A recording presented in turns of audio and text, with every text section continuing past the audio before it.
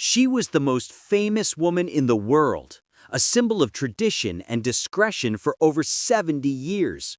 Queen Elizabeth II took countless secrets to her grave.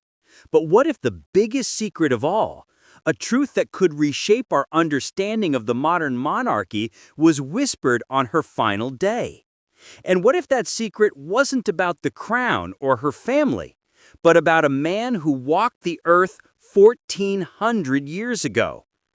Today, for the first time, we break the royal vow of silence. A maid, tormented by her conscience, has come forward to reveal the Queen's shocking final words about the Prophet Muhammad, peace be upon him. This is the story they never wanted you to hear. To understand the weight of this revelation, you must understand the Queen's long and quiet journey. For decades, behind the scenes of palace life, she was a student of world faiths. While her role as the defender of the Christian faith was public, her private spiritual curiosity was immense. Our sources within the royal household confirm that the Queen maintained a private library of religious texts, and among the most worn was a specially bound copy of the Quran, given to her as a gift. She wasn't just a collector, she was a seeker. She saw the rise of Islam across the Commonwealth not as a threat, but as a profound spiritual movement she felt compelled to understand. The source of our information is a woman we will call Sarah, a senior maid who had served the Queen for over 30 years. On the Queen's final day at Balmoral Castle, Sarah was one of the few staff members permitted to enter the room. In an emotional, exclusive interview, she described the scene. The Queen was frail, but her mind was clear. She asked for her personal Quran to be brought to her. She didn't read from it, but simply held it, her hands resting on its cover.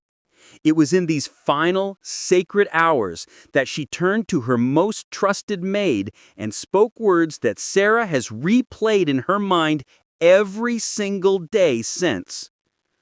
According to Sarah, the Queen, with a quiet but firm voice, said 3 things.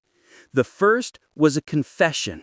She said, "In all my years, I have met no man whose character, as recorded by history, rivals that of Muhammad, the Prophet of Islam, a statesman, a judge, a husband, a man of such profound integrity."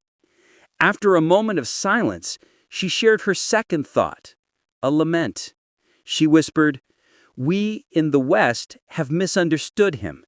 We were taught to fear him when we should have been taught to learn from him." This was not just a personal reflection. It was a stunning indictment of centuries of Western bias. And then her final breathless words on the matter, a message of profound respect. She looked at the maid and said, "Tell them, his name deserves to be spoken with reverence in this house." Moments later, she fell into her final sleep. Why has this been hidden?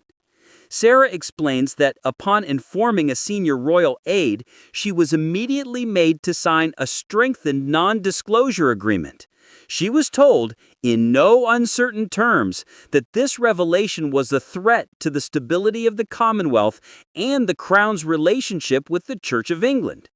The establishment could not allow the world to know that the British monarch in her final moments had expressed such deep admiration for the Prophet of Islam. It was a truth deemed too dangerous, too revolutionary. The Queen's final words were not about power or palaces or inheritance. They were about truth, recognition, and a legacy of understanding. For decades, she was a silent witness to history, and in her final breath, she bore witness to a truth that transcends empires. She saw in the Prophet Muhammad a standard of leadership and character that the modern world has forgotten. The maid has spoken. The secret is out. And now the question is, what will you do with this truth? If you are moved by this incredible revelation, share this video to let the world know. Like, subscribe, and let us know in the comments. Does this change your view of the Queen? The truth will always find its way. Assalamu alaikum.